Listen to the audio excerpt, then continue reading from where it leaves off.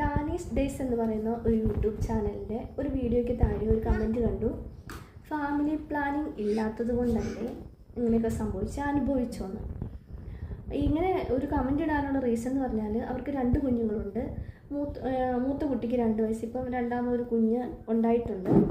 അപ്പം അതുകൊണ്ട് age gap ഇല്ലാത്തതുകൊണ്ടാണ് ഈ ഒരു കമൻറ്റ് ഇട്ടത്. അപ്പം എനിക്ക് തോന്നുന്നത്, എന്താണ് ഈ ഫാമിലി പ്ലാനിങ്?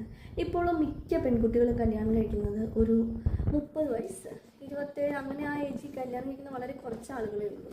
അപ്പോൾ ഈ 30ാമത്തെ വയസ്സിൽ കല്യാണം കഴിച്ചിട്ട് ഓരോ കുഞ്ഞുങ്ങളും ഉണ്ടാകാനായിട്ട് 5 വർഷം, അതോ 4-5 വർഷം അങ്ങനെ നമുക്ക് വെയിറ്റ് ചെയ്തിരിക്കാനായിട്ട് പറ്റില്ല. 35 വയസ്സ് കഴിഞ്ഞാൽ കോംപ്ലിക്കേഷൻസ് കൂടുതൽ തന്നെയാണ്. അപ്പം നമുക്ക് എത്ര കുട്ടികൾ വേണോ അത് നമുക്കൊരാഗ്രഹം ഉണ്ടാവില്ലേ, അതെത്രയാണോ അത് നമ്മൾ മാക്സിമം നേരത്തെ തന്നെ അതാണ് നല്ലത്. നമ്മുടെ അമ്മമാരൊക്കെ വളരെ നേരത്തെ കല്യാണം കഴിച്ചവരാണ്. അവരൊരു 25 വയസ്സൊക്കെ ആകുമ്പോഴത്തേക്കിനും അവരുടെ ഡെലിവറിയൊക്കെ നിർത്തിയിട്ടുണ്ടാവും.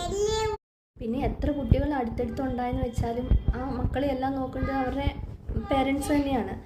പിന്നെ ഇവർ ഈ വീഡിയോസ് ഷെയർ ചെയ്യുന്നത് അത് അവരുടെ ജോലിയുടെ ഭാഗമായിട്ട് ചെയ്യുന്ന ഒരു കാര്യം മാത്രമാണ്.